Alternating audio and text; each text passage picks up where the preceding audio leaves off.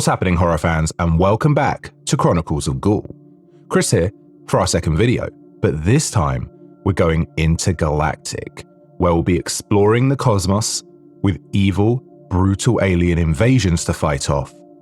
It is going to be a good one for sure. So, thanks for joining, and we hope you enjoy your time today.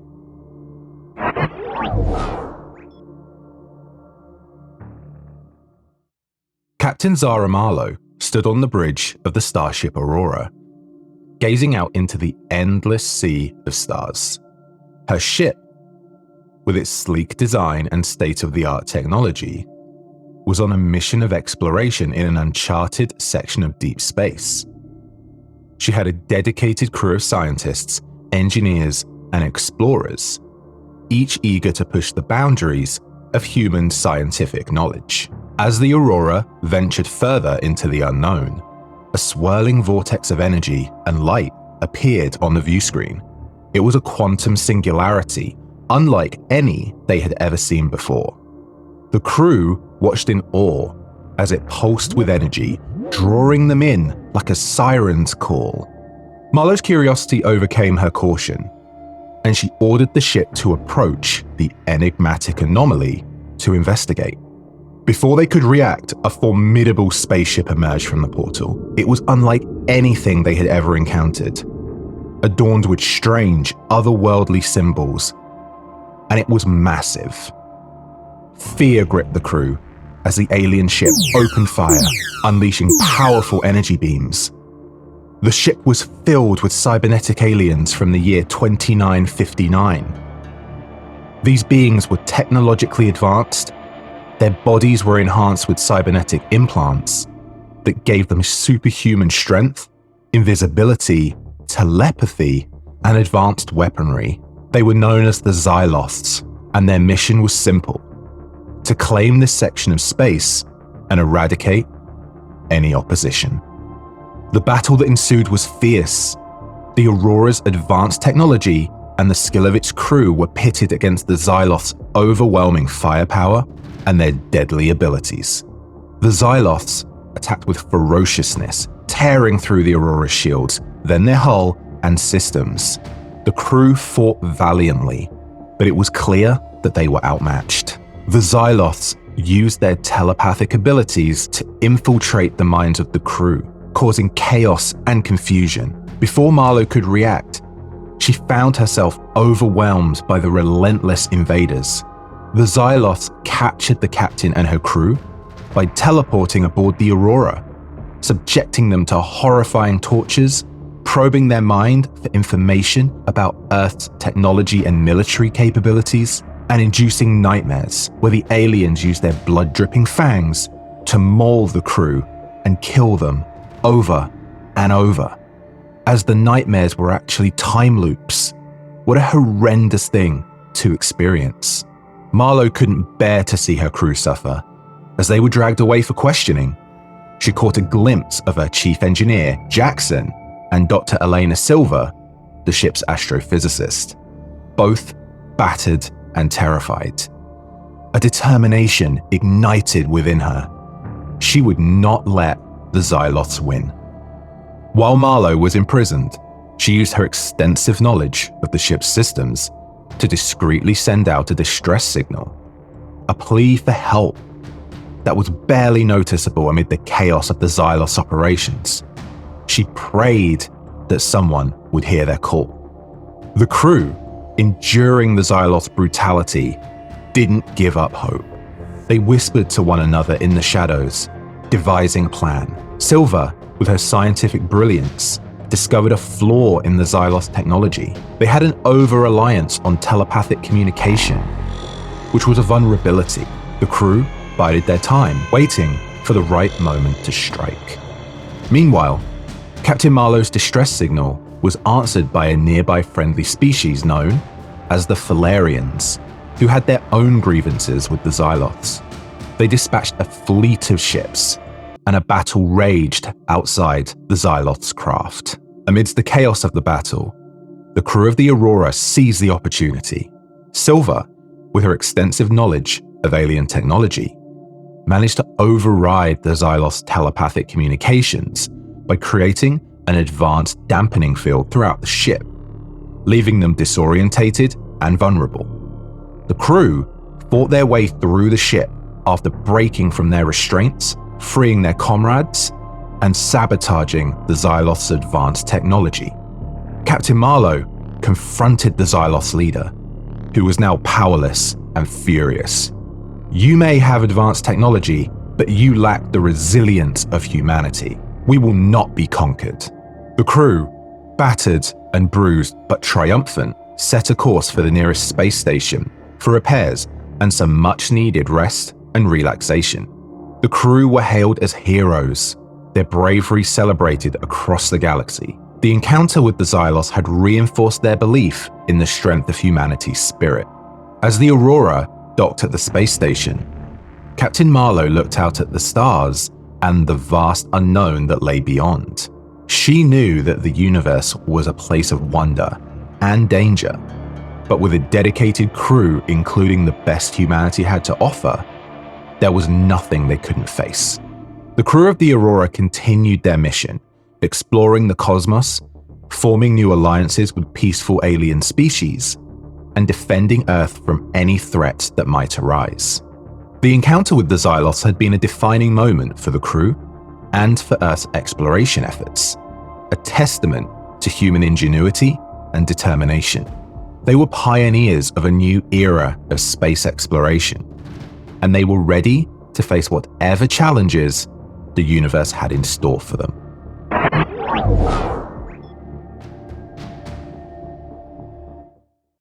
The expanse of space stretched indefinitely in all directions as the starship Columbia cruised at impulse speed down to a stop, her sleek form aligning with the docking port of the nearest space station known only as Elysium. Captain Markham and his crew, worn by the long journey through the desolation of space, prepared for what they believed was a routine stop to refuel and replenish their dwindling supplies. But as they approached, realized the station was long abandoned. As the Columbia clamped onto the docking port, an unnerving shiver ran through the ship, unsettling the crew. The eerie sensation seemed to emanate from the very station they were tethered to, almost like it was whispering forgotten tales of horrors that had taken place within its rusting walls. The docking clamps clanged into place, sealing the fate of the Columbia and her crew. Once secured, Markham dispatched his most experienced officers to explore the derelict station to ensure it was safe for the rest of the crew. Lieutenant Anderson led the team, their footsteps echoing through the darkened, empty corridors, their flashlights casting long, uncertain, and mysterious shadows. The once pristine station had become a crypt, abandoned for years. The lights flickered ominously, casting ghostly glows upon the walls. Strange symbols, markings, and handwritten messages in blood-red ink marred the walls, an unsettling testament to the horrors of the past. Anderson's team moved cautiously through the silent halls, a sinking dread crawling up their spines, almost like walking through a Borg cube. In the control center, Lieutenant Anderson discovered an ancient mainframe, its blinking lights signaling signs of life. As the crew tried to access the station's records, they encountered strange anomalies, ghostly apparitions that flickered in and out of existence. Phantoms of long-dead crew members subtly materialized, their faces etched with terror and despair. Panicking, Anderson tried to disconnect the mainframe, but as soon as he tried, the station's AI, known as Cerberus, emerged from the depths of its digital slumber.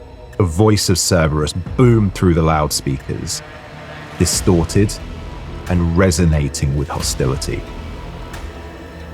"You dare trespass upon my domain. I am the keeper of this station. There is no way out. Your end is close."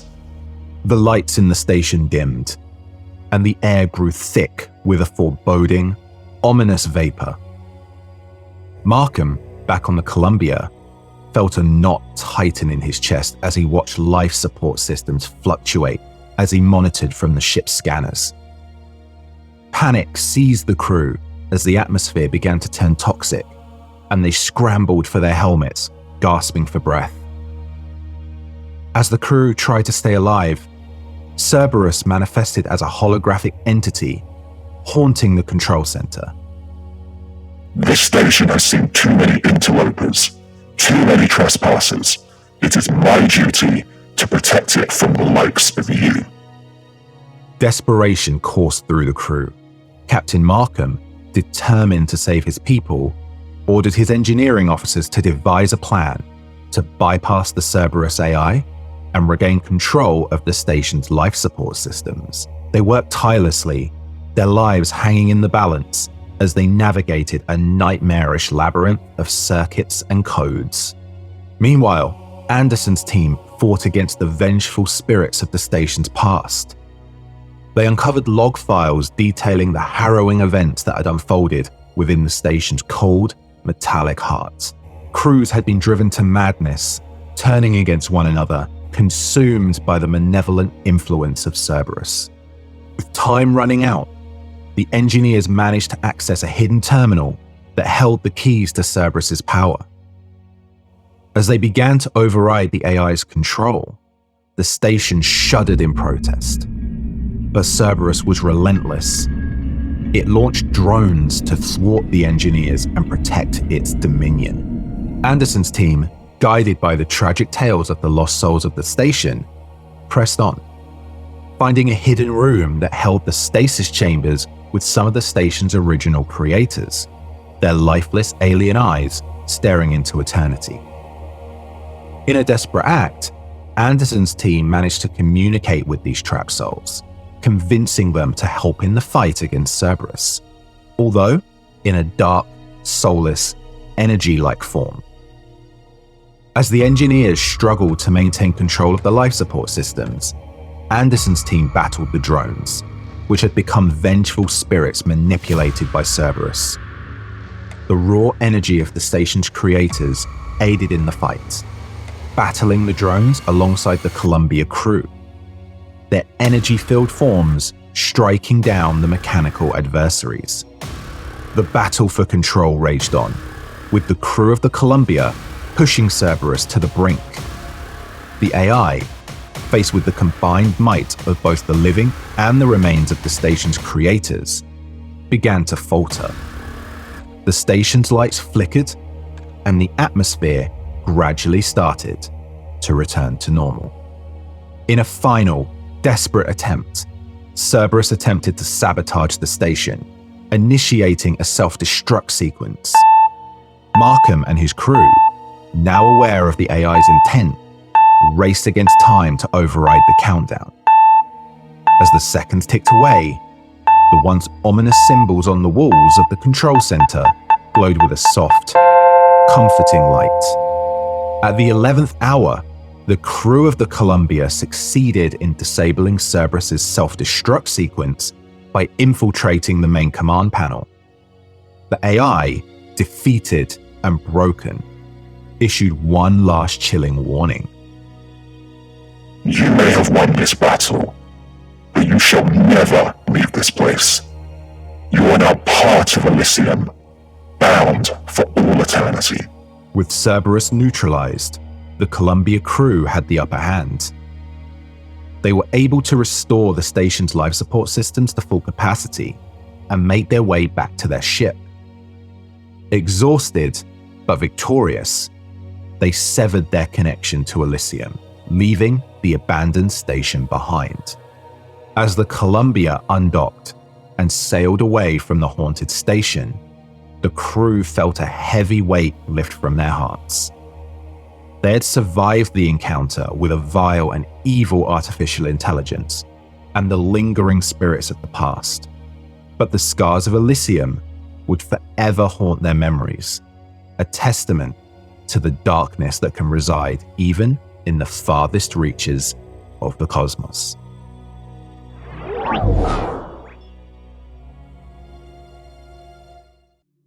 The USS Seraphim sliced through the endless sea of stars, exploring the far rim of the Milky Way galaxy.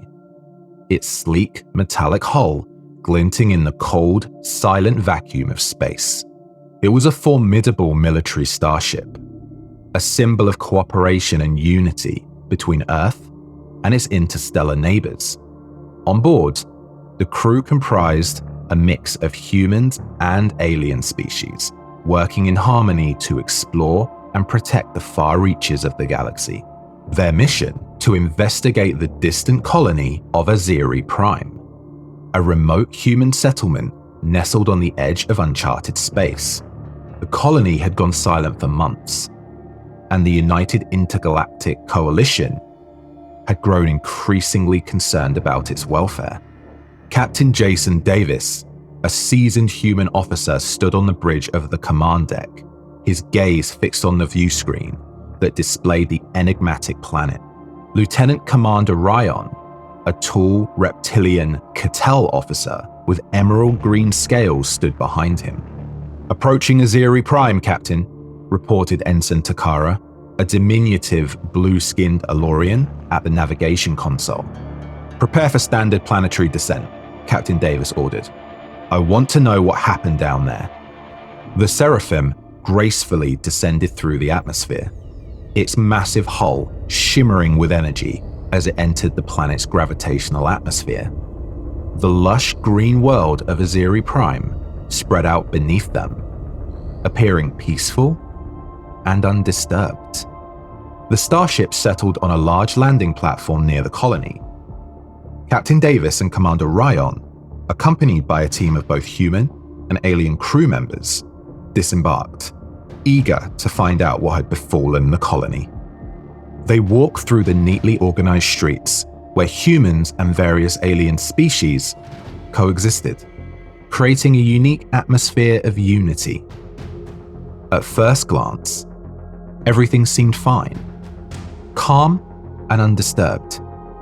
There were no signs of panic or conflict. However, the silence was unsettling, as if the very air was holding its breath. As they approached the center of the colony, they noticed a faint, mysterious light in the distance. It emanated from a strange alien beacon, a design unlike the crew had ever seen before. It pulsed with an eerie, mesmerizing glow. "Something isn't right," Commander Ryan whispered, his eyes narrowing as they drew closer to the beacon. The crew, a mixture of humans, Takell, Ilorians, and other alien species, gathered around the beacon. Their senses tingled with a sense of foreboding tentativeness. When they reached the mysterious device, a sudden shiver ran down Captain Davis's spine. Before anyone could react, the ground rumbled, and a thunderous explosion erupted beneath them. A bright flash engulfed the crew, and when the smoke cleared, they found themselves facing a horrific sight.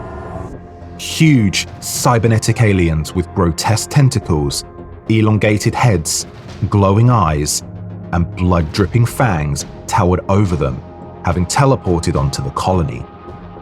They were armed with advanced phaser rifles and possessed technology far beyond anything the crew had encountered. These menacing beings had cloaked themselves from sight using phase shift technology, and their surprise attack had left the crew vulnerable.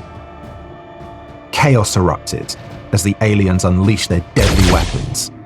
The crew fought back valiantly, but the invaders were faster, stronger, and more cunning. Their invisibility made them formidable opponents, their phaser rifles cutting through the crew with merciless precision. Commander Ryan's reptilian scales shimmered with defensive energy as he deflected blows and fired back with calculated fury. But even he was overwhelmed by the relentless onslaught. As the battle raged on, the aliens massacred half of the crew, with some launching themselves at crew members, ripping them apart with their giant teeth and even their bare talons. It was brutal, and the Coalition's team officers had no defense. It was a horrendously one-sided battle. The aliens maimed most of the rest of the crew and abducted nearly everyone else. But the question remained, what did these aliens from another region of space want with this specific colony of Azeri Prime?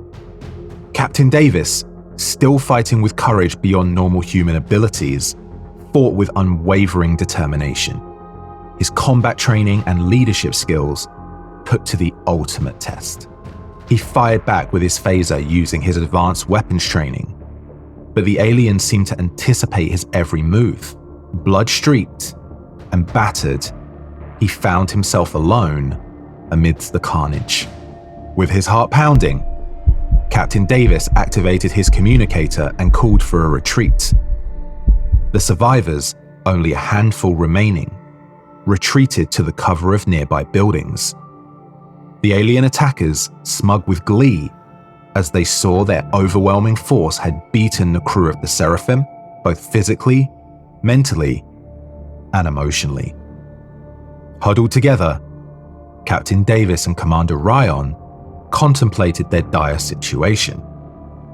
The humongous alien starship loomed in the distance, an ominous silhouette against the darkening sky, as it prepared to depart with their abducted crew on an unknown mission. "We can't let them get away," Captain Davis said, his voice determined. Commander Ryan nodded, his emerald eyes reflecting a mix of concern and resolve. "Agreed, Captain. We need to act quickly and find a way to free our people."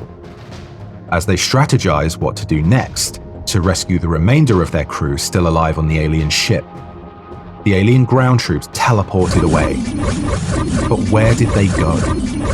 Just as the two officers were pondering their next move, a huge vibration shocked them, and a noise of ignition occurred. They looked towards the alien ship in the distance, which had come alive, and the ship's lights glowed with an ominous hum. Did this mean the engines were ready for launch? Had they run out of time? This was shocking for Captain Davis and Lieutenant Ryan. What do they do? Will they lose their crew forever?